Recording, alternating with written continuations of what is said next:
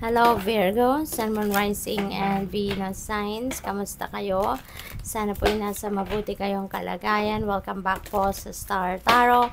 At kung bago kayo dito, welcome din po kayo. Please subscribe, like, share my videos, and leave me a comment kung naka-resonate po kayo. Thank you. So, tingnan natin kung ano mga mensahe ng universe para sa iyo. We have rest and rejuvenation, Virgo.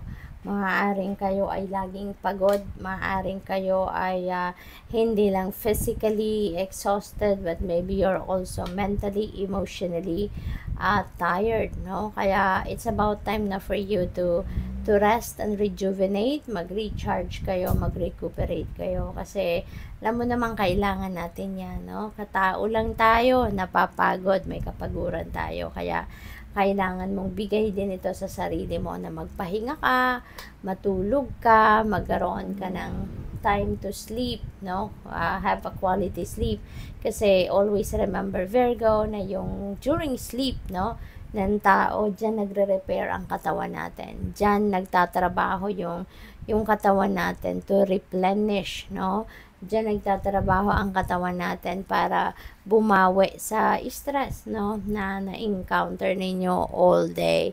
So, kaya kailangan ninyo ng kompletong tulog, no, yung quality sleep, yung ganon. So, paminsan, ano, magbigay ka ng oras sa sarili mo para ikaw ay makakapagpahinga din. Importante yon, no, para kahit marami kayong gagawin, you have too much on your plate, kung wala, baliwala yan kung kayo ay in good shape, kung kayo ay in good health, kahit sandamakmak pa yung trabaho ninyo na kailangan gawin, makakaya ninyo yan, matatapos ninyo yan because you are on top of your health. Alright? So, what else? We have 5th chakra, Archangel Gabriel. Si 5th chakra, ito yung ating throat chakra. And that is the energy center na nag-govern ng ating communication. So, most likely, ang iba sa inyo rito, baka kailangan na mag-express kayo, maglakas ng loob kayo na mag-express ng sarili ninyo, mag-express ng inyong saloobin, ng laman ng isip ninyo. Huwag ninyong kimkimin yan, huwag ninyong itago lang yan dyan sa loob ninyo kung ano yung nararapat na impormasyon na iparating mo sa mga tao na kailangang makarinig, no, ng kung ano man ang gusto mong sabihin, yan ay iparating mo sa kanila. Okay?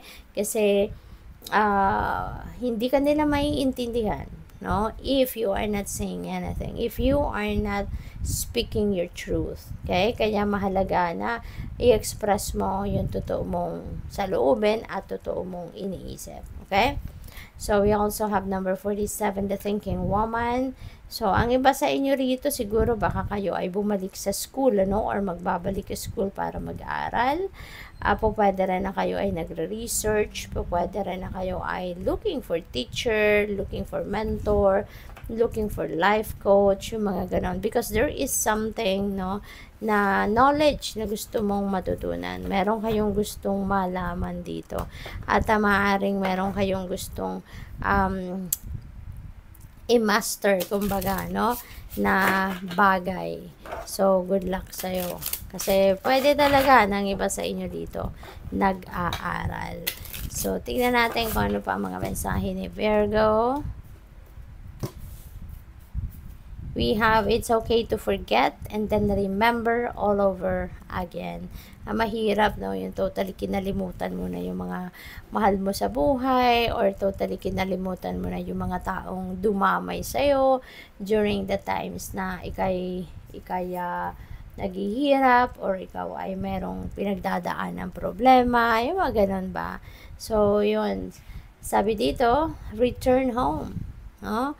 Lessons and realizations. So, meron ditong uuwi, no? Meron ditong there is homecoming. So, definitely there is travel, no, happening rito. Kasi baka kayo ay manggagaling pa sa malayong lugar. So, maaari, no, na for quite some time, maybe dahil sa kabisihan ninyo, sa dami ng inaasikaso ninyo, maaari naging focus ang iba sa inyo sa trabaho, sa karir ninyo, sa negosyo ninyo.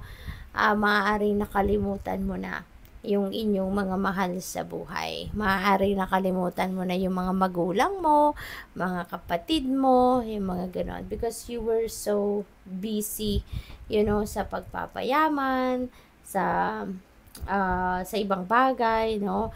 Na mas na prioritize ninyo yung mga worldly things, kumbaga, at almost forget ninyo yung mga mahal ninyo sa buhay. Kaya maaring sa ngayon, may mga situations dito siguro sa buhay ninyo na you will be realizing where you came from, 'di ba? Papaano kayo nakarating sa kung nasaan man kayo ngayon if you didn't start your life from kung saan kayo nanggaling. Kaya maaring may isip ninyo yan sa ngayon na teka lang, 'di ba? Nandito na ako sa tugatog ng aking tagumpay at parang nakalimutan ko na saan ako nanggaling. Kaya maybe ito din ng isang realization, kaya maaring kayo ay makakaalalang umuwi at bumalik sa inyong mga mahal sa buhay. You don't need it all figured out, no?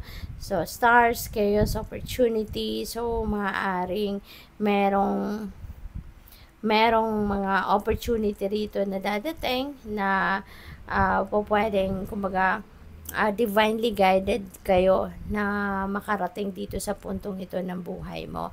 Ano man ang oportunidad na to, dinala ito sa iyo ng universe or dinala ka ng universe dito sa opportunity na ito. Kaya, ayun, no? Feeling ko kung ano man ito, kasi parang nangyari na lang ito na without your yung hindi ka sobrang nag-effort, yung hindi ka naging aligaga para marating mo yung oportunidad na to. Yung ganon, kasi parang hinatid talaga to sa'yo ng universe. You were brought to this situation, So, we have the portal, adventure, ancestors calling. Are you ready? Maaaring may calling sa inyo, and this could be something na parang tinatawag ka na dito to carry out your dreams or carry out your goals or carry out your mission in life. So, maaaring ito na yon, parang tinatawag ka na ng universe sa ngayon. Kaya tinatanong ka na, handa ka na ba na i-carry out yung inyong mission sa buhay? Handa ka na ba na i-carry out ang inyong purpose in your life? So, maybe it's about time na for you to do some kind of reflection and introspection. Go deep within you. Tanungin mo na yung sarili mo. Tanungin mo na yung soul mo. Am I ready for this? So, good luck po. Thank you for watching. Love and light. Namaste.